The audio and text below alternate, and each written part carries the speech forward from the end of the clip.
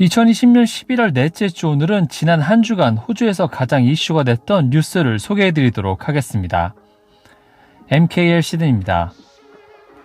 한 주간 이슈가 된 소식은 거짓 진술로 인한 SA주 락다운 시행 및 해제 소식, 빅토리아주 23일 신규 확진자 0명 기록 소식, 순조롭게 진행되고 있는 코로나 백신 개발 소식과 아프가니스탄에서 호주 군인들의 전쟁 범죄 관련 소식입니다. 지난 월요일 18명의 확진자를 기록했던 SA주는 지난 수요일부터 6일간 강력한 락다운 조치가 발표됐었습니다. 하지만 다행히 확진자 감소 추세를 보이며 다시 안정적인 모습을 보여주고 있는데요. 엄격한 락다운 조치도 지난 토요일 3일 만에 종료가 되었습니다.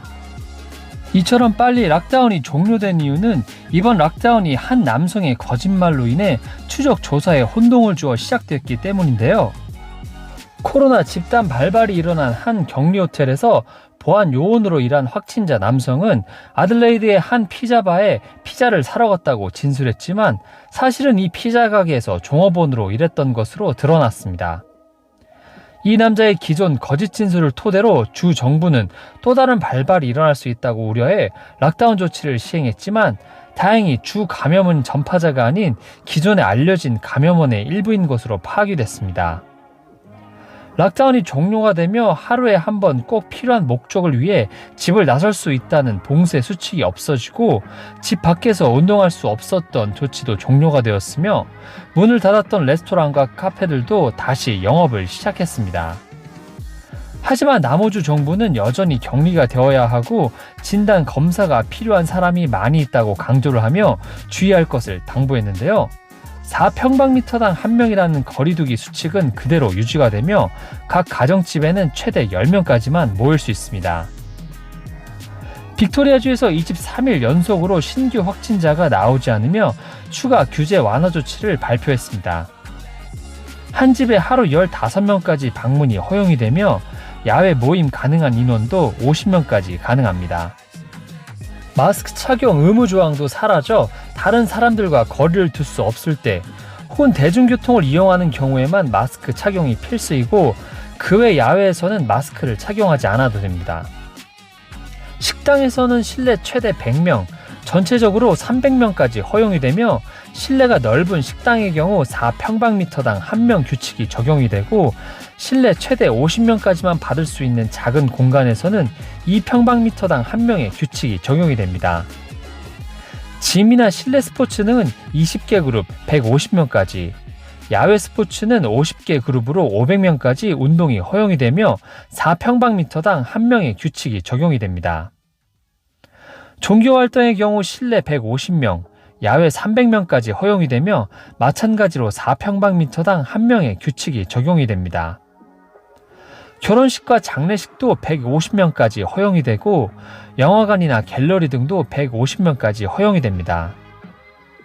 또한 빅토리아주에서 해외 입국을 허용하기로 결정했는데요.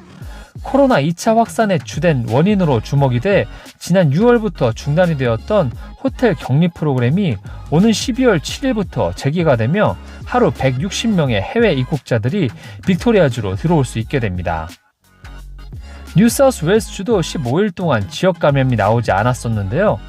따라서 마침내 오늘부터 2주 경계가 열리게 되고 비행기뿐만 아니라 기차나 버스를 이용한 주 이동도 가능하게 됩니다. 코로나 백신 개발이 점점 속도가 붙고 있습니다. 미국 제약회사 화이자와 독일 바이오엔테크는 개발 중인 백신의 3상 임상시험 최종 결과 코로나 백신 면역 효과가 95%를 기록했다고 발표하며 미국 식품의약국에 코로나 백신 긴급 사용 승인을 신청했습니다. 승인이 되면 몇 시간 안에 백신을 배포할 수 있도록 준비하겠다고 밝혔는데요. 화이자는 올해 12월 중순이나 말에 미국 내 고위험군에 대한 백신 사용이 가능할 것이라고 밝혔습니다.